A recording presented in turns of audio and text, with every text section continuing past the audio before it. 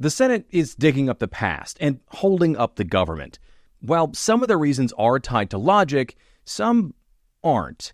Like the Capitol Hill grilling of Dr. Anthony Fauci yesterday, where we didn't get any answers, but did get a whole lot of warmed-over conspiracies and unflattering diary entries. We'll get into that today, but before we do, the president's lawyer might never become a real boy. And by that I mean attorney general. Trump is threatening to pull Todd Blanche's nomination after a pair of senators have stonewalled him over the president's IRS immunity deal. That's the logic side of this. But both of these things, I think, are linked by a single thread: how Trump and his party react to people who don't follow Trump in lockstep. I'll explain. It's Thursday, July 30th, 2026. Welcome to Make It Make Sense. I'm Grant Hermes.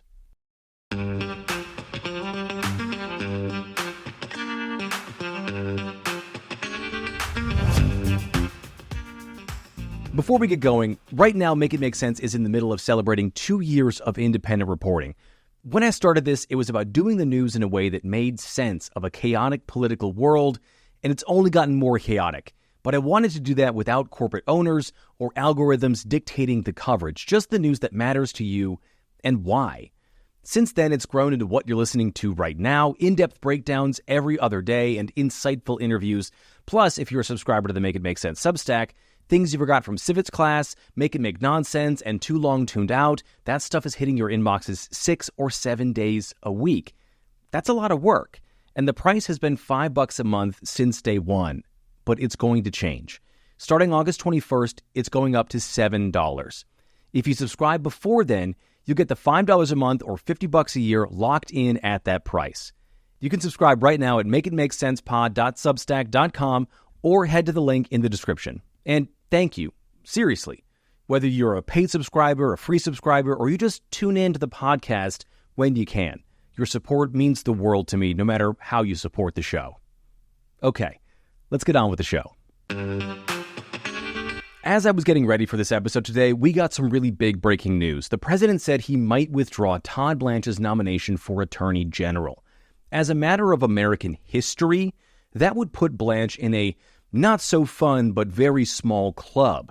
Presidents usually get who they want when it comes to nominees, and in our entire 250-year history, only 18 other nominations have been withdrawn. Trump's first term holds the record with 4 withdrawals in a single term.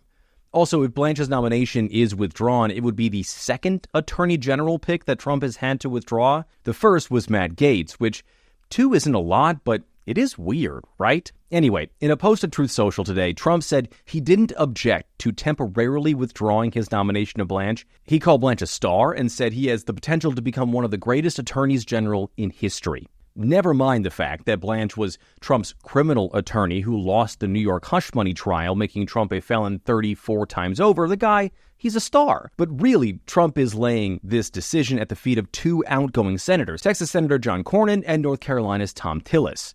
Both men have said all they want from Blanche is him to sign a piece of paper saying the administration would adhere to a federal judge's order to shut down the $1.8 billion slush fund and, crucially, end the Trump family's IRS immunity deal. Earlier this month, a federal judge accused Trump and Blanche of colluding, essentially, to use the court to make the president billions of dollars. She put it this way: the nature of the suit itself and the conduct of the parties and counsel from its filing make plain that this was an attempt to use the court to provide some legitimacy to an agreement to confer immunity to people and entities affiliated with the president. In judge speak, that is scathing. Now, if you don't remember that case, basically at issue here was that the president was suing the IRS while he was president, which means the president was suing himself and then cutting this one-of-a-kind immunity deal on the side, which just didn't sit right with basic ideas of law, like you not being able to sue yourself, and also not how the presidency is supposed to work. And Cornyn and Tillis want Blanche to follow that judge's order. So far, he's refused, so they've refused to say yes, they'll vote for him. Without those votes, he won't become a real attorney general. Today, here's what they had to say about Trump getting involved. First Tillis, then Cornyn. As the president's getting bad advice, he should listen to Blanche and others who think if it's dead, it should be rendered completely dead. What do you mean he's getting bad advice? I mean, this is the president making a decision. To not do what Blanche said they were going to do. Whoever that person is giving the president bad advice. I thought we were pretty close to landing the plane last night, but this morning there's been some more complications. I think if this were just between me and Todd Blanche, we would have worked this out, but apparently he's getting some pushback from higher-ups at the White House. I don't know who, but this doesn't need to be this hard. Who from the White House? I think it's interesting to note that both senators say that Todd Blanche seems to know that not going along with the federal judge's ruling and not putting it in writing that the deal and the fund are dead is wrong, but still Blanche is sticking around. In a previous political world, Todd Blanche would just recuse himself or withdraw himself and let some other mook do this. It's how much of the first Trump administration worked, actually, but importantly, Blanche isn't doing that here. And also, for what it's worth, Cornyn said on Twitter after Trump threatened to pull Blanche's nomination that if Trump thinks the anger over this IRS deal is just limited to Cornyn and Tillis, Trump is mistaken. Except Cornyn and Tillis are the only two making noise about it because they don't have anything to lose. Come January, they're out of a job no matter what. So you've got Blanche on one side not doing a thing he knows is right, which the American Bar Association may have something to say about later on. And on the other side, you apparently have a whole bunch of Republican senators who also know this is wrong, but won't say so. Meaning, what this entire exercise has been is another display of the absolute command Trump has over his party, even as his poll numbers hit historic lows and his policies might cost his party everything in November. Not to mention the rights and wrongs of this specific case laid out by the court. So, what happens if Trump does decide to withdraw Blanche's nomination? Well, there's some dispute about this, but some people say that Blanche needs to be covered by a law called the Federal Vacancy Reform Act of 1998, which says acting appointees, which Blanche is, can only serve for 210 days. For Blanche, that gets us to October 29th. But if a nomination fails or is withdrawn, the 210-day clock starts over. That law also says that an acting official can't also be the nominee. But most legal scholars agree that the Attorney General's office, because of the importance of the job, isn't covered by that law. Instead, it falls under Title 28 U.S. Code 508, which is a much less catchy title. Now, that law says when the Attorney General is absent from their job, like, say, former AG Pam Bondi is gone, the Deputy Attorney General, Todd Blanche, assumes the responsibilities and powers of the Attorney General. That law does not have a time limit on how long the deputy can serve in that role, meaning Blanche could just stay in this liminal space of acting, not deputy attorney general forever. And that could be what Trump ends up having to do, especially if Democrats take back the Senate, which right now is much more plausible than it used to be.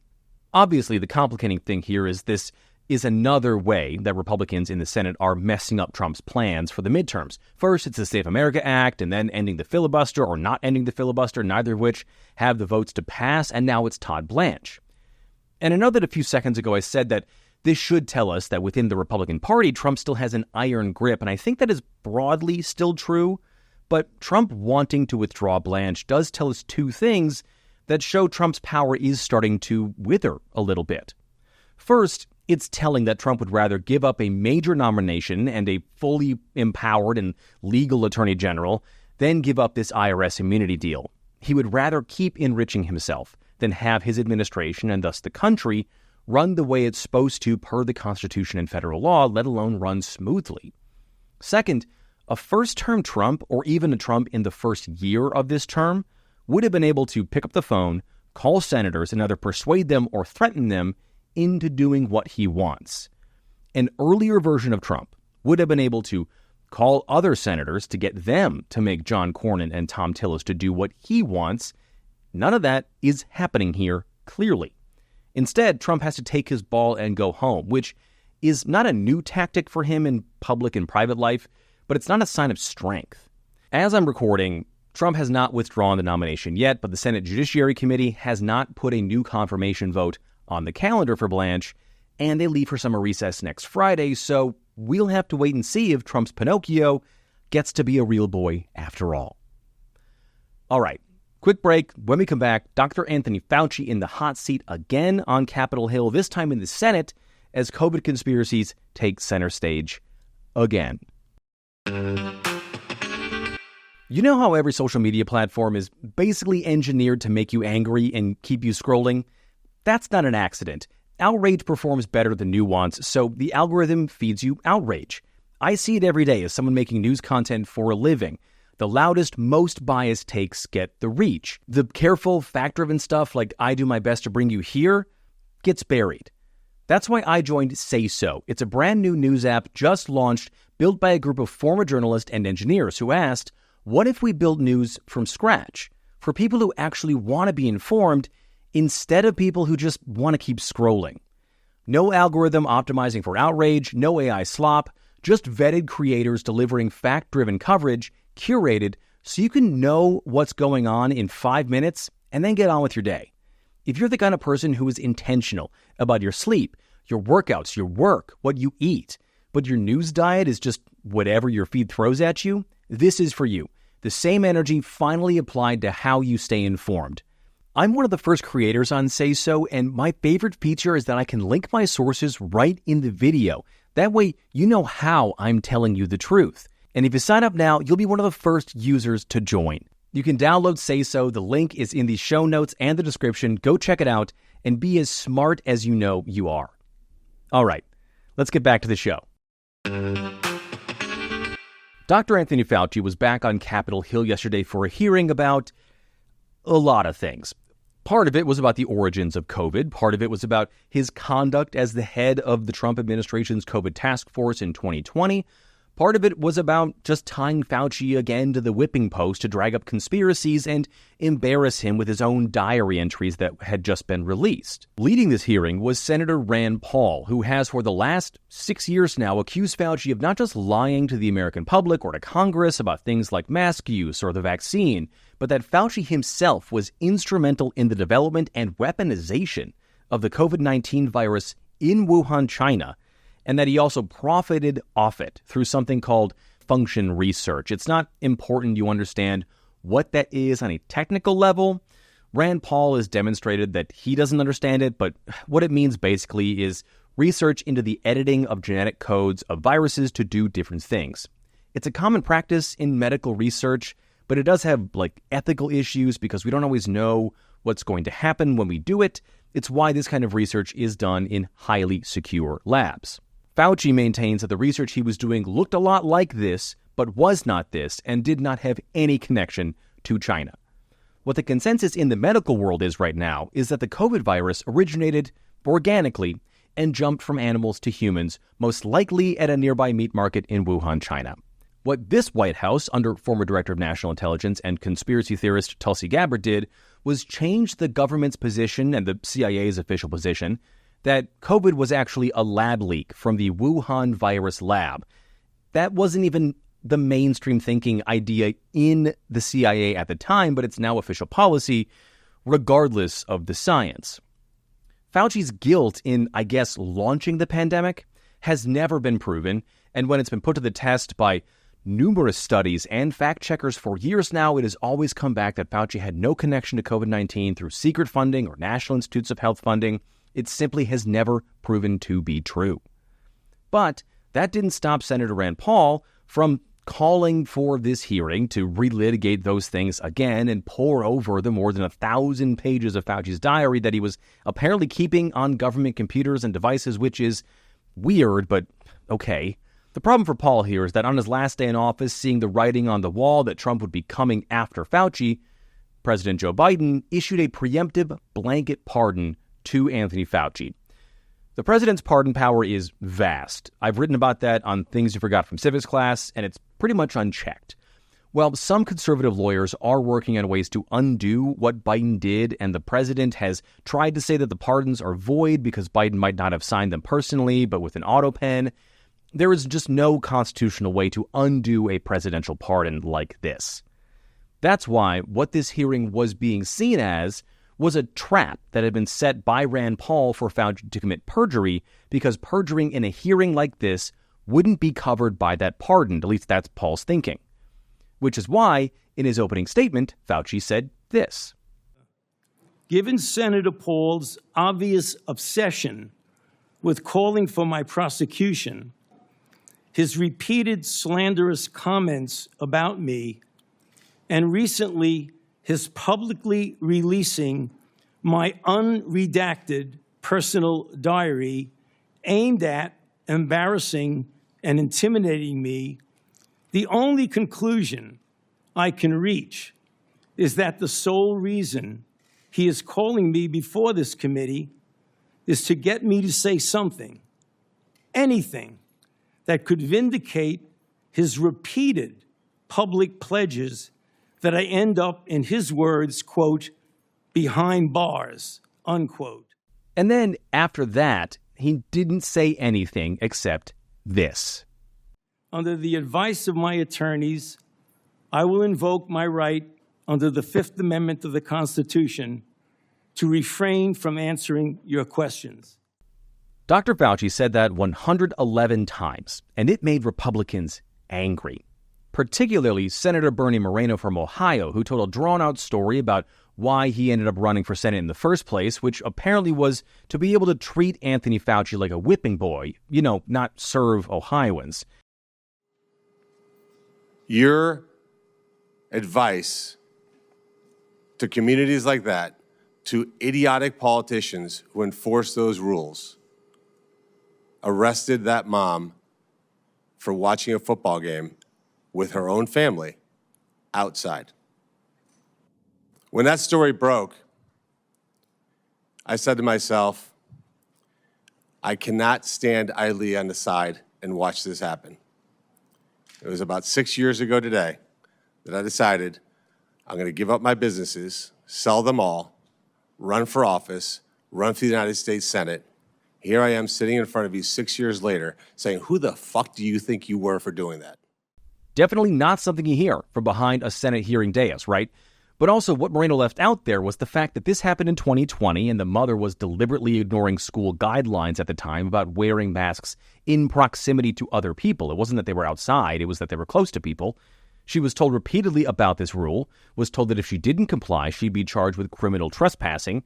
She said she had asthma, which is why she couldn't wear a mask, even though the American Asthma and Allergy Association says that doesn't matter because masks don't stop airflow to the degree that it could harm someone with asthma.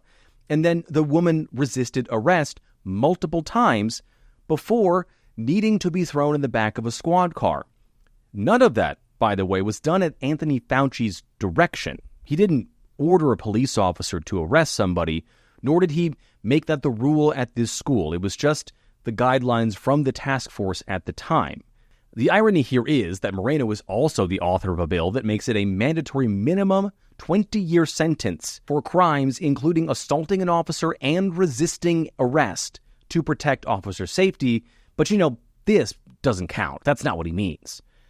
Senator Josh Hawley went on Twitter, posted a video of himself asking Fauci things like what color is the sky and what color is his tie, and each time Fauci invoked the fifth. And Hawley said, hint for you, no honest person pleads the fifth. Now, first, Trump took the fifth 450 times in his civil case deposition in New York in 2022, so by Hawley's logic, he's got some splaining to do. But more importantly, Hawley is a trained lawyer, and a pretty good one at that, and knows that's not true. The Fifth Amendment is there to protect us against self-incrimination, like, say, a government perjury trap. It's been long-held law that invoking the Fifth can't be treated as an admission of guilt because it would undermine the foundation of the amendment itself, right? What good is a right that allows you not to incriminate yourself if by using that right, it incriminates you? That doesn't make any sense. Now, Rand Paul is still angry after this hearing over Fauci invoking this constitutional right so many times, and he is now threatening to hold Fauci in contempt, which, I don't know, good luck with that, I guess. The Fifth Amendment is a right, and contempt of the Senate doesn't overrule that. But really, what this hearing was about was, I think, best explained by Dr. Deborah Birx, the woman who took over for Fauci on the COVID task force. Here she was on a show on News Nation. You know, you have to follow what your commander-in-chief is saying to you. That doesn't mean that you change the science. It doesn't mean you change the data. But you figure out a way to execute the plan that they want. So when President Trump on, I think, April 4th said, we'll never do this again to the country, we pivoted to how do we bring testing so that people are aware of their status? No one wants to infect anybody else. What Birx is saying is that Fauci being hauled in, and that he continues to be hauled in and continues to be the target of these smear campaigns and all the anger from conservatives, isn't because his advice was bad, his medical advice was bad, or even that he misled the public, which he's admitted to doing in the early stages of the pandemic. It's that Fauci's original sin was not following Trump's every order to downplay the severity of the virus, to not go along with the president's scheme to pit large cities and states against one another for COVID resources so the White House could be absolved of responsibility, and ultimately not showing fealty to Donald Trump. In a way, it's the thing that links both the Fauci story and the Blanche story together this week, that the Republican Party, even as we barrel toward a midterm election where some distance from Donald Trump might help them at the ballot box, the party remains consumed with the idea of Trump as its supreme leader that they have to follow, no matter what or where.